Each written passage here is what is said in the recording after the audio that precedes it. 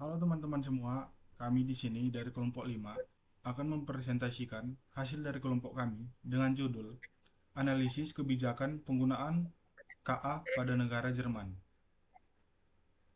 Slide berikutnya, Opi. Sebelum menjelaskan hasil dari kelompok kami, terlebih dahulu kami akan mengenalkan diri. Dengan saya, Jeremy Ventino Sinaga, dengan NIM 10311-2400204. Dan rekan saya ada Novia Dewi Fitriana dengan NIM 10311-2400255. Adapun rekan kami berikutnya yaitu Ade Yudo dan Faki Bagus sedang berhalangan hadir karena ada kegiatan di luar. Baik, slide berikutnya, Pi. Pendahuluan. Kecerdasan buatan AI merupakan teknologi penting yang dapat mendorong pertumbuhan ekonomi dan meningkatkan produktivitas di Jerman, Eropa, dan global. Untuk memanfaatkan potensi ini, pemerintah federal Jerman telah menciptakan strategi AI, sebuah rencana besar untuk mendukung penelitian, pengembangan, dan penggunaan AI yang bertanggung jawab. Strategi ini bertujuan untuk menggunakan AI demi kebaikan masyarakat, lingkungan, dan iklim. Pemerintahan juga melibatkan berbagai pihak seperti ilmuwan, pelaku industri, dan masyarakat umum sehingga semua orang dapat berkontribusi dalam membuat kebijakan AI. Prinsip utama dari strategi ini adalah membangun European AI ekosistem yang mendorong inovasi, memperkuat daya saing Eropa, dan mendukung penggunaan AI di berbagai bidang mulai dari industri hingga layanan publik dengan tetap berpegang teguh pada nilai-nilai Eropa. Ekosistem AI ini mencakup berbagai sektor ilmu pengetahuan, bisnis, industri, dan masyarakat sipil, dan melibatkan kerjasama lintas batas. Baik, di sini ada berikut tujuan yang dijelaskan oleh Opi. Tujuan dari laporan ini adalah menjadikan Jerman dan Eropa sebagai pusat penelitian dan bisnis AI kelas dunia. Jerman juga ingin menciptakan ruang data terbesar di dunia, terutama untuk industri dan mobilitas, dengan infrastruktur data yang aman dan andal. Selain itu, masyarakat akan diberikan keterampilan untuk memahami dan menggunakan AI dengan percaya diri dalam kehidupan sehari-hari. Sejak strategi ini diluncurkan pada bulan November 2018, telah terjadi banyak sekali perkembangan. Strategi ini telah diperbarui untuk menjawab tantangan-tantangan baru seperti pandemi COVID-19 dan isu-isu keberlanjutan lingkungan. Strategi yang telah diperbarui ini dikembangkan bersama para ahli dari berbagai bidang dan 7 forum tematik yang mencakup topik-topik seperti penelitian, industri, mobilitas, kesehatan, lingkungan, dan aturan yang AI yang berfokus pada manusia. Selanjutnya ada inti kebijakan KA yang ada di Jerman. Satu, fokus pada AI yang berpusat pada manusia dan beretika.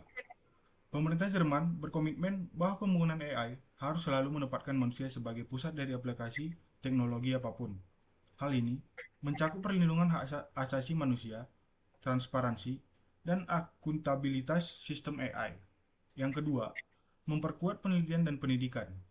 Pemerintah mengalokasikan dana yang cukup besar untuk pengembangan pusat penelitian AI, beasiswa, dan program pelatihan. Tujuannya adalah untuk menghasilkan lebih banyak talenta AI dari dalam negeri dan menarik para ahli dari luar negeri. Yang ketiga, penerapan AI di sektor-sektor strategis. Jerman mendorong penggunaan AI di sektor kesehatan, lingkungan, energi, transportasi, dan layanan publik. Yang keempat, mendorong adopsi AI di MS perusahaan rintisan.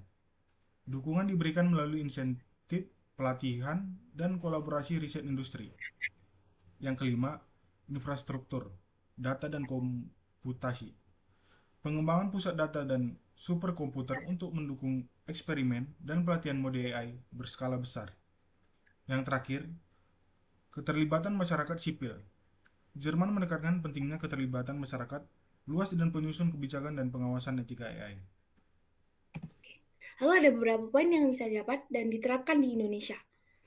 Yang pertama, ada pendidikan dan pelatihan talenta KA. Indonesia memiliki bonus demografi yang besar, investasi dalam pendidikan KA sangat potensial untuk mencetak pendidikan unggul. Yang kedua, dukungan terhadap UMKM. Memberikan pelatihan yang intensif, UMKM dapat memanfaatkan KA untuk efisiensi produksi dan pemasaran. Yang ketiga, ada penerapan KA untuk efisiensi energi dan lingkungan. sejalan dengan agenda pembangunan berkelanjutan dan penanganan perubahan iklim. Lalu yang keempat ada pendekatan etika dalam AI. Indonesia juga perlu mengedepankan nilai-nilai etika dan budaya lokal dalam pengembangan teknologi KA. Selanjutnya, poin yang tidak bisa diadopsi langsung, yaitu yang pertama, infrastruktur superkomputer. Karena biaya pengadaan dan pengelolaannya sangat besar. Sementara Indonesia masih dalam tahap memperkuat infrastruktur dasar. Yang kedua, sistem regulasi federal.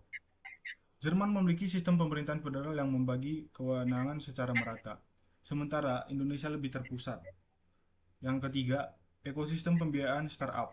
Di Indonesia masih terbatas, baik dari segi modal, ventura maupun investor teknologi tinggi. Lalu ada hambatan implementasi di Indonesia. Dalam menghadapi kebijakan AI seperti Jerman, Indonesia menghadapi berbagai tantangan termasuk yang pertama, terbatasnya talenta AI dan kurangnya integrasi dalam kurikulum pendidikan tinggi. Yang kedua, rendahnya digitalisasi UMKM dan kesenjangan teknologi di daerah tertinggal. Lalu yang ketiga ada infrastruktur data yang tidak memadai dan kebijakan interoperabilitas yang lemah antar lembaga. Lalu yang keempat, lemahnya koordinasi antara kementerian dan lembaga yang mengelola transformasi digital. Lalu yang kelima, kurangnya kesadaran dan partisipasi masyarakat tentang AI dan dampaknya. Selanjutnya, strategi mitigasi potensial. Strategi yang dapat diterapkan sebagai solusi dari hambatan tersebut antara lain adalah: yang pertama, pengembangan kurikulum AI di universitas dan politeknik, serta program pelatihan vokasi untuk teknis AI. Yang kedua, pemberian subsidi, kredit lunak, atau insentif bagi UMKM yang mengadopsi teknologi AI. Yang ketiga, pembangunan cloud nasional dan integrasi platform data pemerintah untuk mendukung inovasi berbasis data. Yang keempat, penguatan Undang-Undang Perlindungan Data Pribadi atau PDP serta tata kelola AI yang akuntabel dan transparan. Yang kelima, meningkatkan literasi digital melalui kampanye publik, pelibatan komunitas, dan program AI untuk masyarakat. Jadi kesimpulannya adalah kebijakan kecerdasan artificial atau AI di Jerman dirancang secara komprehensif untuk mendorong inovasi, pertumbuhan ekonomi, dan kesejahteraan sosial dengan tetap menjunjung tinggi etika dan nilai-nilai kemanusiaan. Strategi ini melibatkan dukungan kuat terhadap penelitian, pendidikan, sektor industri, serta partisipasi masyarakat.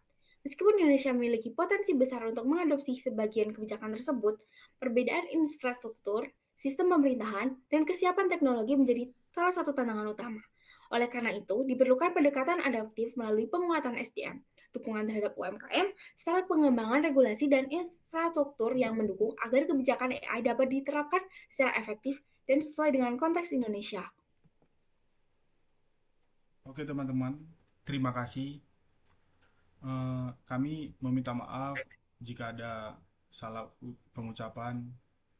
Demikian hasil persentase kami. Kami ucapkan terima kasih. Bye-bye. Bye. Bye.